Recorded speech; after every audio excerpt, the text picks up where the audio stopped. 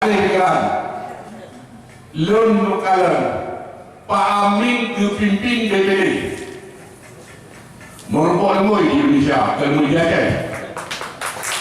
Amin kepimpin Persiraja Lun juga manajer Persiraja Wadelon kepimpin Persiraja agaknya lengkap Pak Amin merupakan lemui kita kerja, tapi hanya satu harapan kita, hadirkan Pak Aminullah menjadi raja kita 5 tahun.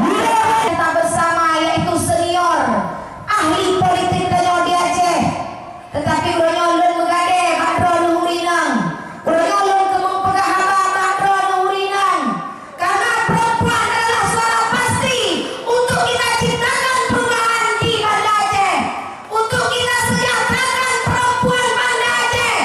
Karena harapan Pak Aminullah dan Pak Zainal akan membawa perubahan perempuan Banda Aceh.